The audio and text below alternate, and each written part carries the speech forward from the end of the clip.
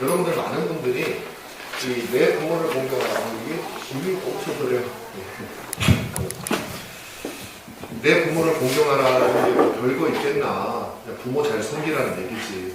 우리나라가 동방예의주국인데 우리나라도 다 있는 거지. 물론 뭐 겹치는 것도 많아요. 부모를 잘 섬기라는 겁니다. 여러분 자녀하고 앉으신 분들도 계신데 부모를 잘 섬기고 공경하라는 겁니다. 근데 거기에서 끝나는 거는 아니에요. 여러분들이 이 원리를 잘 아셔야 되고, 더군다나 지금 대한민국은 동방예의지국도 옛말이 되어가고 있고 모든 부분에서 부모에 대한 자식 간의 관계도 많이 깨어지고 있어요. 그것들을 오늘 우리가 성경을 통해서 재정립해보는 그런 시간을 여러분들도 가졌으면 좋겠습니다. 자, 5계명입니다. 내 부모를 공경하라라고 하는 이 계명을 보시면 첫 번째는 여기 보면은 이게 뭘까요, 여러분? 이게 장소가 어딘지 혹시 여러분 아시겠습니까? 저 누굴까요? 누워있는 사람? 맞춰보세요. 맞았습니다. 상을 얘기할 뻔했는데 상을 얘기 안 했을 때 맞췄기 때문에 상이 없습니다. 야곱이에요, 야곱. 돌베개를 베고 있죠. 그리고 하늘에 야곱이 형 에서를 피해가지고 삼촌집으로 가는 도중에 베델입니다. 베델. 누워서 자는 거예요. 근데 그게 중요한 건 아니고 잘 때 사다리가 땅에서부터 하늘까지 꿈을 꾸죠. 연결된 사다리를 봅니다. 여기 천사들이 오르락내리락 하는 여기 하나님이 계세요. 여기에. 자, 10계명의 첫 번째 부분 1, 2, 3, 4계명은 바로 하늘에 속하는 거예요. 하나님께 속하는 거예요. 하나님을 우리가 어떻게 섬기고 하나님을 어떻게 예배해야 되는가. 우리 4계명 했습니다. 이거 엄청 중요한 거예요. 여러분 첫 번째 부분과 두 번째 부분이 있는데 두 번째 부분은요, 첫 번째 부분이 없는 두 번째 부분은 하나님 앞에 영적인 의미는 거의 없어요. 이게 무슨 의미냐면 이겁니다. 우리는 인간이니까, 1계명부터 4계명이 없어도 5계명부터 10계명만으로는 엄청 중요하죠. 귀하죠. 물론 뭐 그렇게도 볼 수 있어요. 다 안 지키는 것보다야 좀 나을 수 있겠죠. 그런데 1계명부터 4계명까지를 안 지키는 건 어떤 의미냐면은 우리의 참부모, 온 천지 만물을 창조하신 우리의 아버지, 우리에게 존재를 주신 분, 우리에게 생명을 주신 분, 온 세상 가운데 가장 존귀하신 분, 모든 권세를 가지고 계신 분, 어떤 수식어를 갖다 붙여도 더 뛰어난 것이 없는 그 분을 무시하는 거예요. 당신은 아니요 라고 얘기하는 거예요. 당신을 부모로 인정할 수 없소, 창조주로 인정할 수, 이거는 엄청난 패륜이죠. 그 패륜을 저지르면서 5계명부터 10계명까지 지킨다는 것은 물론 이것도 안 지키는 것보다는 좀 나을 수 있겠지만 영적인 의미가 거의 없어져요. 왜냐하면 5계명부터 10계명까지는요, 여기에서부터 비롯되어진 내려오는 권위에 따라서 여기서 가치를 가지게 되는 겁니다. 두 개가 연결되어 있는 거예요. 그래서 첫 번째 부분은 하나님께 그러니까 정말 하나님을 무시하고서 어떻게 보면 여기 다 부모님들 많이 계시지만 좀 속상하더라도 이해하십시오. 하나님에 비하면 가짜 부모님이에요. 임시부모예요, 임시부모. 진짜 부모는 발시를 하면서 임시부모를 공경하는 것이 얼마나 이유를 백한적입니까? 자기 자식은 그냥 어디 요즘에 그런 사람들 많더구만요. 보니까 뉴스에 보니까 자기 자식이고 남의 자식이고 하여튼 어린 아이를 어찌나 그렇게 때리고 그냥 죽고 하게 하는지. 예를 들면 자기 자식은 그렇게 죽게 만들면서 남의 자식은 맛있는 거 사주는 부모를 보면 여러분 그래 이거라도 하니까 착하다 이렇게 하시겠어요? 아니죠. 정신 나가 도욕할걸요. 지 자식은 제대로 안 들어보면서 뭐 남의 차라리 하지마 그럴걸요. 똑같은 거예요. 이게 그렇게 중요한 거예요. 자, 첫 번째 부분은 하나님에게 관련된 부분이고요. 두 번째 부분은 땅에 관련된 부분. 이 땅에서 우리가 사람들을 어떻게 사랑할 것인가, 우리가 이웃들을 어떻게 섬길 것인가. 근데 그 근거가 어디에 있다고요? 하늘에 있다고. 하늘에. 왜 우리가 이웃을 사랑해야 됩니까? 왜 부모를 공경해야 됩니까? 왜 도둑질하면 안 됩니까? 그들이 하나님의 형상을 닮은 자들이기 때문에 그런 거예요. 만약에 인간에게서 하나님의 형상을 쏙 빼버린다, 그럼 짐승과 다를 게 있을까요? 없을까요? 존재론적 가치는 없어요. 왜냐하면 좀 똑똑한 짐승에 불과한 거죠. 개가 한 마리가 있고 뭐 개보다 좀 똑똑한 게 뭐가 있나 모르겠어요. 하여튼 똑같은 짐승이죠. 거기서 거기지. 얘 조금 똑똑하다고 더 막 가치가 있고 존재론적으로는 아니에요. 그런 의미입니다. 그래서 굉장히 이거는 여러분 10계명에서 이 두 가지 유기적인 관계는 굉장히 중요해요. 자, 어쨌든 오늘은 이제 이 두 번째 부분, 땅에서 이루어지는 하나님의 성품의 반영, 우리가 어떻게 할 것인가 이걸 볼 거예요. 자, 오늘 하는 내 부모를 공경하라라는 그 기능은 두 번째 부분의 첫 기능입니다. 첫 번째 부분과 두 번째 부분을 연결하는 것은 제가 이제 그러니까 다시 말하면 첫 번째 하나님에 관련된 것과 땅에 관련된 것들을 연결하는 계명이에요. 내 부모를 공경하라. 요 계명이요 되게 묘해가지고 하나님과 세상을 연결하는 역할을 해요. 자, 왜냐하면 권세의 근원이신 하나님. 자, 부모를 공경하라라는 말의 의미는요, 권세를 공경하라는 거예요. 너 위에 있는 사람들을 무시하지 말라는 거예요. 그 위에 있는 사람의 가장 대표적으로 내세운 게 뭐냐면 자연적인 뭐라 그래야 돼? 생식적인 원리로 자연적으로 주어진 부모보다 어떻게 보면 더 높은 사람은 없어요. 왕은요, 그 사회적으로 맺은 약속에 따라서 주어진 상관이지, 그 어떻게 보면 부모보다 자연적인 생물학적인 높은 사람은 아니잖아요. 그래서 하나님의 권세를 대신하는 존재로 하나님은 우리에게 부모를 주셨어요. 그래서 부모를 공경하라는 말은 뭐냐면요, 하나님을 공경하라는 말을 하기 위해서 하나님이 1차적으로 하는 거예요. 그럼 다시 말하면 부모는 이 땅에서 자녀가 장성할 때까지 하나님을 대리하는 자예요. 대리하는 자. 이게 엄청 중요해요. 그러니까 부모를 공경하라 그러니까 부모가 공경받을 생각만 하고 아이들하고 아이들이 말 안 들을 때마다 5계명만 내밀면서 제가 옛날에 많이 했거든요. 성경이 뭐라 그래서 부모를 어떻게 하라는 쓰면서 그랬는데 나중에 점점 알고 나니까 이거는 부모가 너 하나님처럼 자녀에게 살아라. 그럼 자녀들은 이렇게 하면 돼. 너희들은 듣지 말고. 이렇게 하면 돼. 아버지는 하나님처럼 했어요? 나 못했다. 근데 그렇게 하면 안 돼요. 원칙은 맞는데 그렇게 하면 내가 화가 나기 때문에 안 되고. 잘 들으세요. 이건 사실 원칙은 상호간의 극한이에요. 자, 그 다음에 5계명은 10계명, 5계명부터 10계명까지 있는 이 모든 6개의 계명을 전체를 아우르는 그 역할을 하는 계명이 바로 5계명입니다. 그러니까 부모를 공경하라고 하는 이 계명은 엄청 중요한 거예요. 그래서 제가 이렇게 효과를 넣어봤습니다. 제가 이 효과를 넣으니까 제가 넣을 수 있는 중요하다라는 그걸 제가 여러분들이 강조하기 위해서 매우 중요하고 핵심적인 법이 뭐냐면 내 부모를 공경하라는 거예요. 둘이 막 나죠. 번쩍번쩍하고. 더 하면은 욕먹을까봐 제가 2가지 효과밖에 안 썼어요. 자, 그 다음으로 가겠습니다. 그러면 성경에서 말하는 부모는 누가 부모냐? 부모냐? 첫 번째, 아담이 생물학적 부모죠. 자녀를 낳아준 부모. 뭐 거기서 양부모 이런 것도 뭐 다 포함을 이제 조금 넓은 걸 포함시키고요. 그 부모. 두 번째, 위정자. 아니 위정자가 무슨 부모예요? 여러분 이건 제가 말씀드렸죠. 꼭 부모를 얘기하는 게 아니라 권세를 말하는 거예요. 네 위에 권세가 있다는 걸 알아야 돼. 그 권세의 최종적인 권세는 누굴까요? 하나님. 그러니까 우리는 부모를 공경하면서 하나님을 공경하는 법을 배우는 거예요. 그래서 자녀들한테 양육을 할 때 여기 이제 우리 애들도 좀 커가지고 이제 한 좀 있으면 이제 시집장가 아직 안 됐지만 이제 나중에 그 배워야 돼 지금부터. 그럼 어떻게 배워야 되냐? 아빠가 한 대로 해라 이렇게 말하기에는 양심이 조금 걸리고 하나님이 나에게 해주신 것처럼 하나님처럼 우리들의 자녀들에게는 부모가 보여줘야 돼요. 하나님처럼 인자하게, 하나님처럼 자비롭게, 하나님처럼 사랑이 많게, 때로는 하나님처럼 공의롭게 혼내요. 하나님 혼냅니다. 하나님 뭐 착하다고 좋으시다고 해서 잘못한 건데 내두지 않아요. 하나님처럼 정직하게, 하나님처럼 인내심 있게 그걸 부모가 사실 보여줘야 돼요. 권세. 그러니까 이 부모의 위치는요 엄청 중요한 위치예요. 그래서 부모를 공경하라. 그만큼 중요한 위치이기 때문에. 자, 그다음 위정자, 그러니까 국가의 권세자, 대통령, 한국 대통령 부모에 해당됩니다. 조금 넓은 해당돼요. 로마서 13장 여러분 1절 앞부분을 1절 부분을 한번 읽어보십시오. 누가 찾아서 우리 한번 이거 좀 읽어 넘어가자.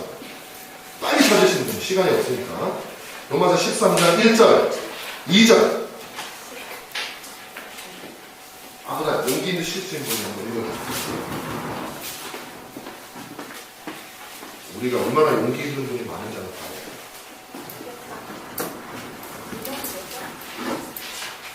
이게 우리 교회의 특징이에요. 좀 조용하다? 13장 1절. 각 사람은 위에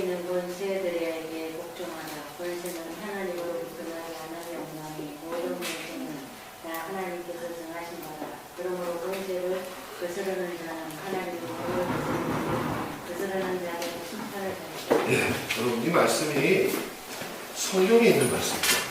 그러니까 국가의 왕, 그 다음에 대통령, 지금으로 대통령이고 그 권세를 존중하라는 거예요. 그러면 또 이제 지금 우리 대통령을 좋아하는 분들은 거봐라 그냥 대통령을 존중해가지고 해야지 왜 대통령 명망하고 막 그러냐고 막 또 좋아할 수도 있어요. 그러면 또 반대쪽에 있는 사람들이 그러면 너희들은 그 전 대통령한테는 잘했냐 그러고 서로 또 막 싸울 거란 말이야. 싸우려고 마음먹으면 맨날 싸울 수 있는 거예요. 이게 현 대통령이냐 전 대통령이냐 아무 의미 그 얘기를 하는 게 아니에요. 하나님께서요 국가를 주실 때에 죄악을 제어하고 우리가 하나님의 백성답게 살 수 있도록 하는 기관으로서 국가를 주신 거예요. 공권력을 주신 거예요. 죄를 제어하는. 안 그러면 짐승처럼 정글이 되거든요. 그래서 국가라고 하는 기능은 하나님께서 물론 인간이 요구해서 세웠지만 하나님께서 일반인으로 주신 그 권세 속에 있을 때 죄가 억제될 수 있기 때문에 하나님께서 그 권세가 만약 허물어진다. 그러면 세상이 이 정글이 된다니까요. 그냥 힘센 사람이 최고가 되고 그냥 사람 죽이고 막 이렇게 되잖아요. 그래서 그 질서를 유지하기 위해서 위정자를 넓은 의미에서 다시 말하면 우리가 존중해야 될 사람으로 여기라는 거예요. 여러분 그거는 여러분이 현 정부를 좋아하든 안 좋아하든 이 원리를 고전하는 거예요. 여전하는 거예요. 자 그럼 조금 더 들어보세요. 자 그 다음에 노인들 레위기 19장 32절도 본문에 한번 보세요. 19장 32절 뭐라고 얘기합니까? 네? 네, 잘못 썼어요? 아니에요. 제가 또 한 번 또 다른 분이 읽으려고 그러면 또 한 10분 걸릴 테니까 제가 읽을게요. 너는 새 머리 앞에서 일어서고 노인의 얼굴을 공경하며 내 하나님을 경외하라. 나는 여호와이니라. 하나님은요 시니어들 연세가 있으신 분들 공경하라. 노인들의 지혜를 배우라. 그래서 노인들을 멸시하고 노인들을 무시하는 사회가 되어가고 있어요. 이 나라가 지금. 꼰대 무슨 말만 하면 꼰대 뭐 어쩌고 저쩌고 해가지고 나이 든 사람들을 그냥 다들 무시하고 막 그런단 말이에요. 물론 노인이라고 다 훌륭하다는 얘기는 절대 아니지요. 그건 문화예요. 윗사람들을 존중하는 문화는 한국의 전통적인 문화이기도 하지만 동시에 성경적이기도 한 문화다. 자, 그 다음에 영적인 부모. 영적인 부모는 누가 있을 수 있을까요, 여러분? 자, 영적인 부모. 목사님들. 아, 맞아요. 목사, 그리고 교회로 따지면 장로도 해당됩니다. 직분자들. 그들에게 교회를 바르게 세워서 여러분들에게 바른 진리의 말씀이 나갈 수 있도록 해주는 것. 여러분 이게요. 목사, 제가 이거 굉장히 강조하고 싶어요. 목사 혼자만의 힘으로는 절대 교회에서 바른 진리를 여러분들에게 전해줄 수 없어요. 왜 그런지 아세요?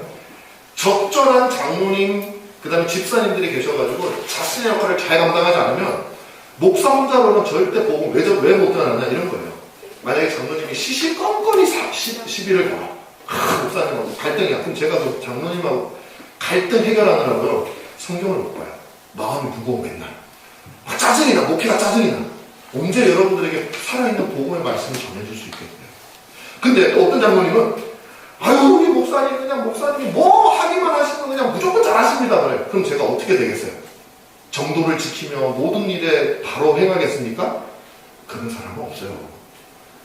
살살 딴 생각이 나기 시작하고 내 마음대로 하고 싶은 게 생각이 나고 꼭 뭐 제가 나쁜 짓을 한다는 게 아니라 영적으로 분별력이 떨어지게 되고 이것도 막 하고 싶어지고 막 그래서 적절한 직분자들이 있어서 그 대신 그 직분자들이라고 항상 다른 말 아니에요. 성경적인 가치관이 잘 성립되어진 직분자들이 계셔가지고 서로 협력할 때 교회에 바른 복음이 나가고 교회가 평안하고 진리가 풍성하고 그래서 여러분들이 영적으로 성장할 수가 있는 그래서 교회 직분자들이 다 부모입니다. 여러분들이 나중에 우리 교회도 좀 나중에 좀 더 커지고 하면 장로님도 뽑고 집사님도 뽑을 텐데 그때 정말 지금부터 기도하셔야 돼요. 뭘 기도하냐면 우리 교회 좋은 장로님 가운데이 많이 나오게 해주세요.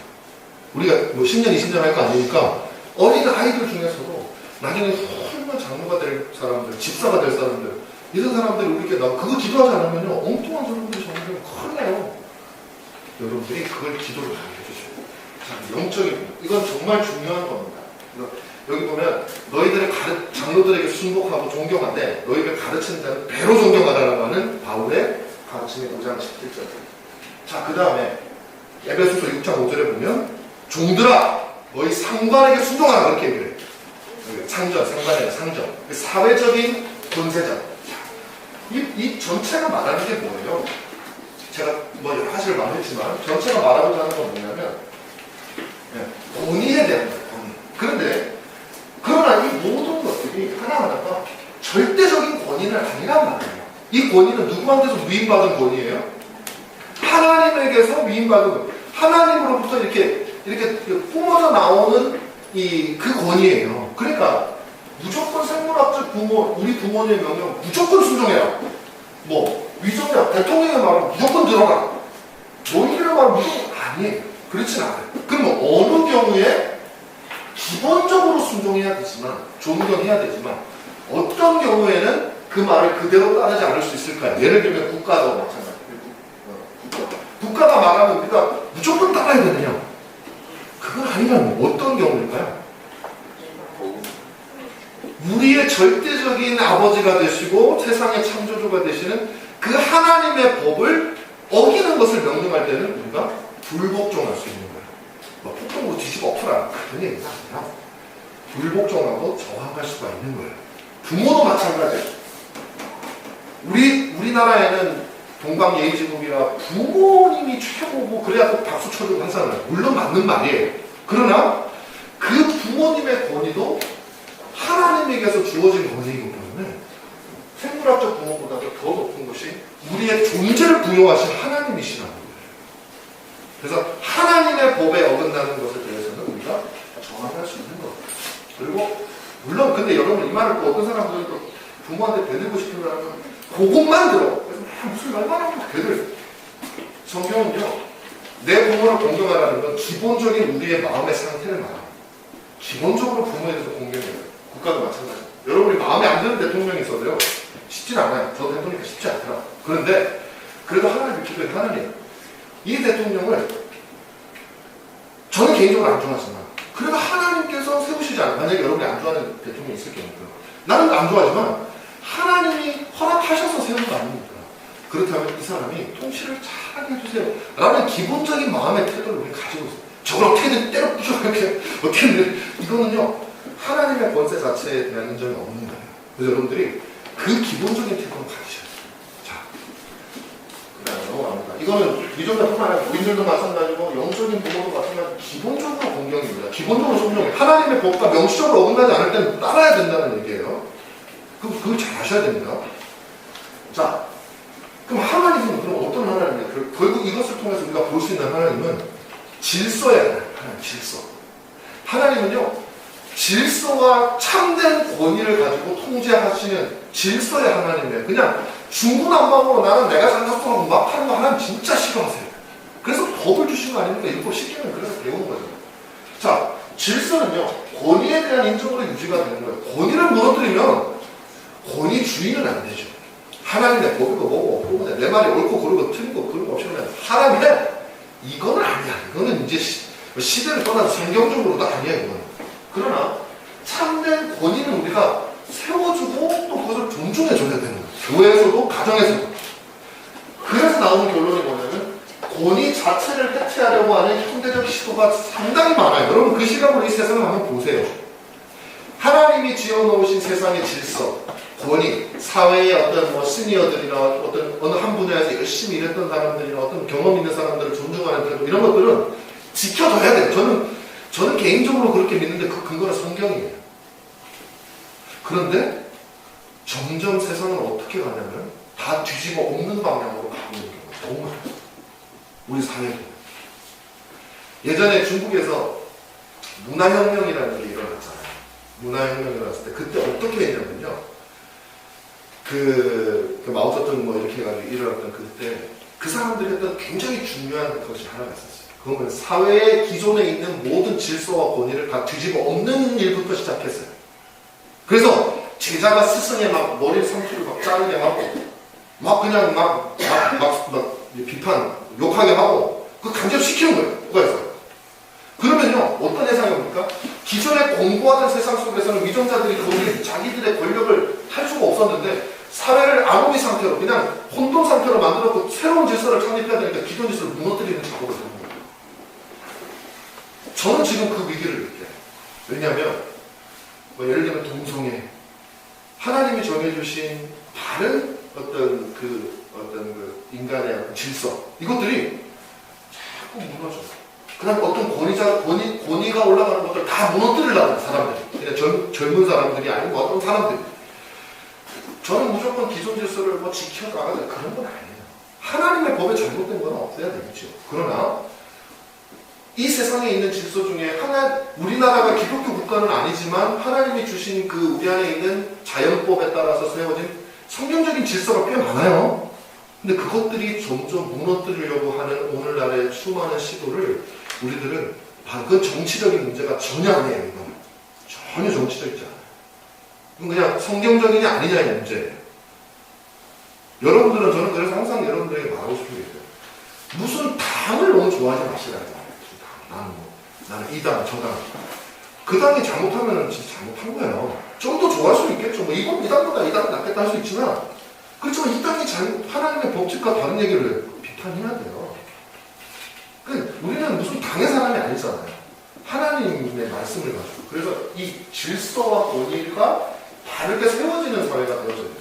그리고 그 기준은 하나님의 말씀이다라는 거죠. 근데 그러면 우리 대한민국은 그러면 이 종교국가가 아닌데 어떻게 하나님 말씀으로 세웁니까? 종교적인 의미에서 하나님 말씀으로 세우라는 게 아니에요. 5계명부터 10계명까지의 그 원리가 세워지는 나라가 되어야 된다는, 이거는 세상에 적용되어지는 하나님의 법이거든요. 점점 세상이 부모를 공경하지 않는 방향으로 가면 우리는 아니라고 얘기를 해야 돼요. 법을 이상한 그런 법을 만들면 안 돼, 그 법을 만들면 하나님이 그렇게 하지 말라고 그랬어. 그죠? 동성애도 마찬가지예요. 사람을 차별하지 말아야 됩니다. 그럼 우리 찬성이에요. 누가 그걸 반대합니까? 기독교인, 그 잘못된 사람. 그런데 하나님이 죄라고 한 것에 대해서 세상은 죄가 아니래. 그럼 우리는 하나님의 법을 따라야 되는 거야. 아니, 딴 건 괜찮은데 이건 아니야. 이거 하나님이 주신 질서를 무너뜨리는 거야. 그거예요. 뭐 어려울 게 하나도 없어요. 근데 우리가 그걸 모르면 세상 사람들이, 요즘 세상 분위기는 그런 거야. 요즘은 다 그냥, 이번에도 보니까 안철수 씨가 누가 토론했는데, 그 퀴어 축제를 서울 시청 앞에서 하는 거에 대해서 안철수 씨는 반대하면서 안 볼 수 있는 권리도 존중해달라. 그러면서 뭐 어느 도시, 샌프란시스코 어디 외곽에 사니까 우리도 외곽에서 가, 뭐 이런 얘기를 한 거예요. 그랬더니 또 다른 분이 볼때처럼 인권 감수성이 어쩌고 저쩌고 하면서 막 공격을 막 퍼버려요. 제가 진짜 조금 시대에 뒤떨어진 사람이어도 괜찮아요. 근데 저는 그게 이해가 잘 안 돼요. 나는 그것이 옳지 않다고 성경을 믿는 사람들이 옳지 않기 때문에 그것을 보지 않을 수 있는 권리를 왜 부정당해야 하는지, 왜 그것이 인권 감수성하고 문제가 되는지 저는 잘 이해가 안 되겠어요. 여러분들, 제가 다른 거는 잘 모르겠는데요. 이 낙태 문제, 낙태를 합법하는 문제와 동성애를 합법하는 문제는 우리 그리스도인들이 찬성할 수 없는 거예요. 도저히 찬성할 수 없는 거예요. 반대를 해야 돼요. 그럼 하나님이 주신 너무 기초적인 질서를 무너뜨리는 거예요. 자, 여기까지만 하죠. 시간이 길어요. 그러면 왜 부모냐? 존재의 근원이란 말이에요. 부모를 공경, 여러분, 우리의 존재가 어디서 왔어요? 부모에게서 왔잖아요. 진짜 하나님 존재를 주신 분을 어떻게 무시합니까? 이건 말이 안 되는 행위예요. 자, 그럼 참된 존재의 근원은 뭐냐고요? 우리에게 생명을 주신 분이 부모님이기 때문에, 그러니까 이렇더라고요. 어머니, 특히 아버지도 마찬가지예요. 어머니는, 저도 이제 어머니가 생전에 계시지만은, 돌아가시면 어떨까 생각하니까 상상이 안 가요. 왜냐면 난 태어나서, 물론 이제, 어쨌든 살아계시는 동안은 내가 태어나자마자부터 보았던 생명을 거기서 받았고, 지금까지 내 생명의 근원으로 왔는데, 어느 순간 생명의 근원이 없어져 버리는 거 아니에요. 아직 제가 경험하지 못해서 그 느낌이 어떨지는 잘 모르겠지만, 굉장히 큰 사건이면 분명한 어색한 사건이죠. 그거 분명한 거죠. 그렇다면 우리 생물학적인 부모보다도 더 그 생물학적인 부모에게 존재를 주고 그 부모를 통해서 여러분들에게 존재를 주신 분이 누구냐 이 말이에요. 그게 하나님이에요. 그러니까 부모를 그렇게 공경해야 되면 그 하나님은 얼마나 더 공경해야 돼요. 존재의 참된 부모와 하나님의 차이는 그거예요. 절대적인 존재를 준 분은 하나님이시고 상대적인 존재를 주신 분은 부모예요. 한국 전통으로 보면 좀 기분 나빠요. 왜냐면 부모가 최고니까. 성경은 그렇게 얘기하지 않아요. 너희가 부모를 정말로 최고라고 생각한다면 그 부모를 너에게 주신 그 부모를 통해서 너에게 생명을 주신 하나님은 더 최고다 라고 우리에게 말합니다. 자, 그 다음 큰 사랑과 애정을 베푸시는 분이시다. 하나님 부모를 존중해야 되는 이유는 큰 사랑과 애정을 베푸시는 분이시다. 자, 부모만큼 사랑을 주는 분이 없죠. 뭐 이런 얘기 해봤자 잔소리입니다. 하나님께서 주신 본능이에요. 그건 하나님이 부모를 통해서 자녀를 갖다가 그렇게 돌보라고 우리에게 주신 본능이에요. 만약에 부모가 사랑하는 본능이 없으면 살아있을 자녀들 얼마 없어요. 다 힘들어 다 도망가가지고 다 그냥 인류가 생존이 안 돼요. 그것도 하나 있지만 또한 하나님께서는 부모에게 사랑을 주시면서 진짜 부모인 나를 너희 자녀에게 보여주라고 우리에게 주신 거란 말이에요. 여러분 크리스찬 부모님들은 이걸 명심해야 돼요. 그냥 내 자식이니까 내가 기르는 게 아니라는 말이에요. 하나님의 자식을 기르는 거예요. 하나님의 자식. 우리 신자들은 그렇게 봅니다. 하나님의 자녀를 얘는 하나님의 자녀예요. 나는 하나님의 자녀로 대신 대리적으로 이 아이가 성장할 때까지 이 아이를 양육하는 거예요. 잘 양육해서 나중에 이 아이가 장성하고 나면 네 아버지에게 보내는 거예요. 그럼 이 아이는 부모에게서 독립하는 거죠. 근데 그게 우리 기독교는 뭐냐면 부모에게서 독립하면서 하나님의 진짜 자녀로 들어가는 거예요. 천지를 다스리시는 하나님 앞에서 자기가 살아가는 것이죠.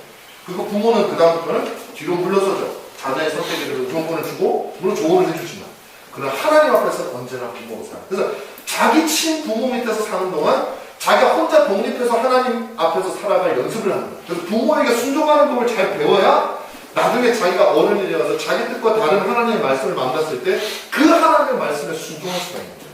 안 그러면 어릴 때부터 부모가 뭐라고 말하기만 하고 아이 싫어 이런 말은 장성에서 하나님 말 안 들어요. 하나님 말씀 왜 들어요? 그래서 부모가 이게 중요하다. 정의의 관점에서 볼 때 존경이요. 생명을 주셨습니다. 부모의 사랑은 지상에서 가장 하나님의 사랑을 닮았다. 부모보다 더 닮은 하나님의 사랑. 근데 하나님의 사랑은 부모의 사랑보다 더 뛰어나요. 어떻게 뛰어나냐? 이렇게 자기 희생적인. 하나님이야말로 진짜 자기 희생이에요. 부모는요, 자녀에게 희생을 안 하면 그게 싫어서 어쩔 수 없이 희생하는 거예요. 어떻게 보면. 왜냐면 내 자녀가 나 때문에 고생을 하면 내가 희생 안 해서 고생을 하면 그게 더 견디기 힘든 거예요. 하나님은 안 그래요. 하나님은요, 우리가 멸망당해도 하나님은 어떻게 보면 괜찮아. 하나님은 스스로 만족하신 분이시기 때문에 우리 때문에 가슴 아파갖고 막 머리 싸매고 안 그래요. 하나님은 괜찮으신 분이에요. 그런데 하나님이 뭘 작정하셨냐면 우리 때문에 머리를 싸매시기로 작정을 하셔요. 우리 때문에 가슴 아프시기로 작정을 하셔요. 그게 진짜 자기 희생적이죠. 우리는 자녀가 없으면 안 되기 때문에 있지만 하나님 없어도 괜찮지만 없으면 안 되는 존재, 안 되게끔 자기 자신을 매신 거예요. 그러니까 진짜 자기 희생적이에요. 그 다음 순결하죠. 하나님은 순결한 사람이에요. 자기 이익을 바라고 막 그런 사람 하나님 우리 없어도 괜찮다니까요. 그런데 우리가 있기로 하셨어요. 우리가 있어야만 되기로 하셨어요. 그 다음에 이타적이죠. 그래서 순수하게 이타적이죠. 자기 자신이 이기적인 게 아니라 우리를 사랑하시도록 순수하게 주시는 사랑이죠. 그 다음에 무한한 사랑이죠. 부모는 무한하고 마지막으로 맹목적이죠. 부모는 다 목적이 있습니다. 나도 모르게 하여튼 뭐 목적이 있어요. 부모라고 다 그게 나는 뭐 부모가 되면 완전히 막 그냥 자식만을 위해서 모든 걸 희생할 줄 알았더니 제가 부모가 되보니까 막 그렇더라고요. 보니까 원하는 것도 있고 섭섭한 것도 많고 뭐 그렇더라고요. 보니까 하나님은 안 그래요. 우리한테 기가 막혀요. 하나님 우리에게 왜 율법을 주셨어요? 우리가 하나님 말씀 잘 들어가지고 뭔가 하나님 뽑아먹으려고 아니에요. 우리가 행복하라고. 나는 정의 하나님이기 때문에 너가 죄를 지으면 난 벌할 수밖에 없어. 이 율법을 너희가 너희 행복하고 복된 삶을 살 수가 있어. 자, 어떻게 공경할 것인가? 우리 부모님의 인격을 존중해야 되고요. 이 부모님께 순종하는 게 최고의 공경이에요. 최고의. 부모님 말씀을 들어줘야 여기 우리가 자녀들도 많이 있으니까 부모님의 말씀이 내 생각하고 다를 수도 있고 그래도 순종해줘요. 그게 최고의 것보다. 그게 성경에 하나님의 보여줘요. 부모의 결핍을 해소해야 됩니다. 부모님이 나중에 장성했는데 부모님이 돈이 없어. 여러분들이 나는 제대로 못하고 있지만 지금까지 여러분들은 그렇게 하시네요. 우리 어린 학생들. 부모님이 없을 때 부모님이 우리를 먹여주시고 입혀주시고 다 하셨으니까 그 부모님께 그 결핍을 우리가 다 돌려드려야 돼요. 저는 여러분들한테 우리 작은 부모님들 계셔가지고 고백 안 하면 뻔뻔하다는 얘기 들을까봐 고백을 안 할 수가 없는데 참 제가 해드리는 게 없어요. 우리 부모님도 그렇고 너무 해드리는 게 없어서 참 마음에 너무 큰 짐이기는 해요. 그래서 가르치면서 좀 양심에 조금 찔리긴 해요. 근데 해드리는 날이 속히 올 수 있도록 기도를 해주시고요. 그래서 제가 받고 우리 아내가 받고 했던 모든 사랑을 은혜를 갚아드릴 수 있는 날들이 왔으면 좋겠어요. 이 정도 하고 넘어갈게요. 그러면은. 자, 부모를 변호하는 역할을 해야 됩니다. 자, 여기서 굉장히 중요해요. 어디 가서 우리 엄마 아버지 욕하는 사람이 있으면 어떻게 해야 돼요, 여러분? 머리띠 들고 싸워야지. 아니면 변론을 해야지. 가촉하고 있으면 돼야 안 돼요. 그건 자식이 아니야. 참부모이신 하나님을 공경하는 방법 똑같아요. 똑같은 방법이에요. 하나님께 순종하고요. 잘못된 거짓 진리를 막 선언하고 다니고 동성애도 괜찮고 낙태도 괜찮다고 하면 우리가 괜찮아. 나는 평화주의자. 그건 안 돼요. 우리 부모님의 뜻을 어기는 사람들이 우리 부모님을 평화하는 사람들에게는 우리가 얘기를 하고 할 수 있는 방법들 꼭 공개적으로 막 앞에 나가서 해야 되는 그런 얘기는 아니에요. 여러분이 할 수 있는 방법대로 변호하고 진리를 알리고 기도하고 그 일을 해야 돼요. 하나님께 경배해야 되고 그분을 찬송해야 되고 하나님을 위해서 고난도 당해요. 부모를 경외하는 방법은 부모를 위해서 내가 고생을 좀 하는 것이고 하나님을 신뢰하는 뭐가 반대는 거죠. 오늘 좀 많이 준비해야 돼요. 자, 그래서 마지막으로 이 마지막에 부모에게 주는 권면. 자녀에게 부모를 공경하라는 말만 하지 말고 이것도 하나예요. 자녀에게 존경을 얻도록 행동을 해요. 아니 공경할 만 하게 해야지 공경을 하지. 자기는 행동을 막 해놓고 공경하라는 말이 안 된다. 해라. 그 다음에 부모로서의 권위를 유지하라. 공경할 만하게 행동하니 부모가 친구처럼 뭐 친구처럼 좋긴 하지만 너무 권위가 없어. 그럼 권위가 안 세워져요. 자녀가 하고 싶어도 그게 안 돼. 하나님처럼 굴라는 얘기예요, 부모가. 그 다음에 자녀에게 필요한 것을 공급하고 그것을 당연히 여기요.